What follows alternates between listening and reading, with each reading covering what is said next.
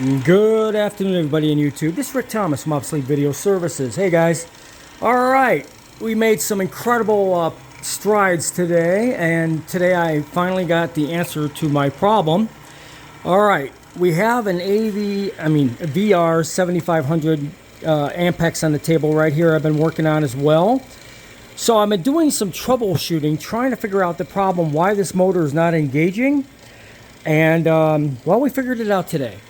Alright, so I was going to rebuild this. What I did is I swapped out the cards to this newer machine, which came from the TV station, which is on the ground. It's a much better condition unit. So I wanted to get all the cards changed out on it. So what I did is to kill two birds with one stone, I needed to figure out the problem with this machine, why the motor wasn't kicking in, which we did. It's just incredible. I definitely did figure it out. So the motor wouldn't kick in on this thing. All right, and I'm thinking to myself, what the hell is going on here? We rebuilt the MDA board, which controls the motor, which you see here. So what we did is I swapped out the parts to the newer machine that I got today, or a few days ago. This is from my good friend Ward.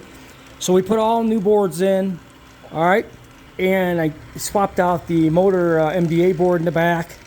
And I just wanted to get this thing up and running and troubleshoot from point to point. Since this one was dead in the water, it would not spin the motor. Alright, so we did some troubleshooting today. Swapped out all the new cards onto this newer machine, which is it's a good 10, and that one's a good 7 or an 8.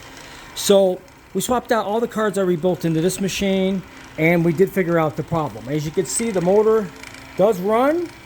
We have the motor run rebuilt card right here, which was also right there.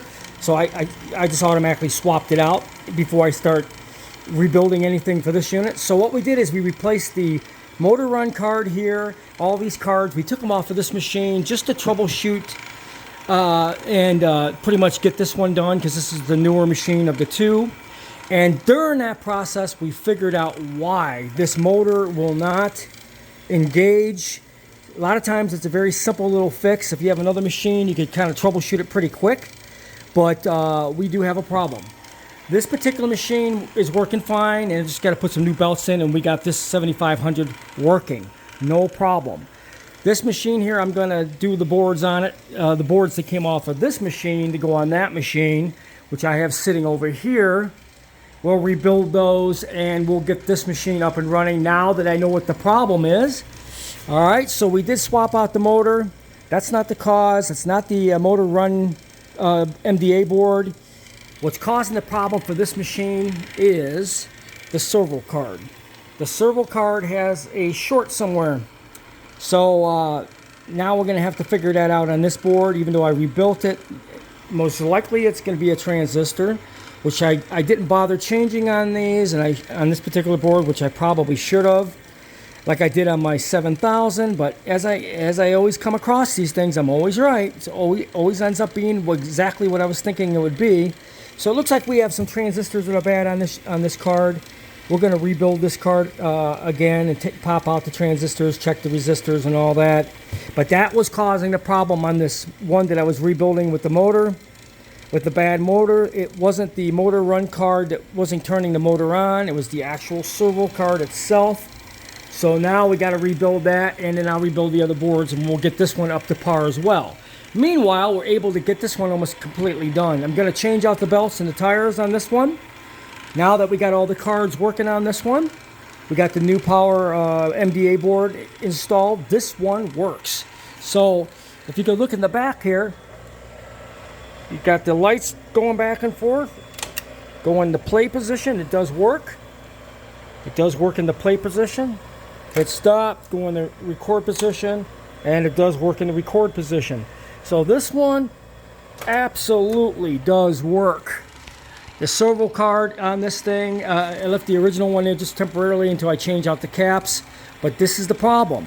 The servo card on this machine, when I was working on this one, got a short, which wasn't kicking in the motor drive, which is right here to turn on the scanner.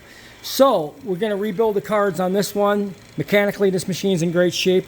I got to troubleshoot the servo card and get all the cards changed out back on this one. So we're going to put all new belts and tires on this one, which we're going to do right away. which is really the only thing that's lacking. But this one here, I'm gonna change out a few caps. I'm gonna pull this servo card out, and we got a working VR-7500. This is fantastic, folks. This is really, really important. So now we have a color machine that's absolutely working.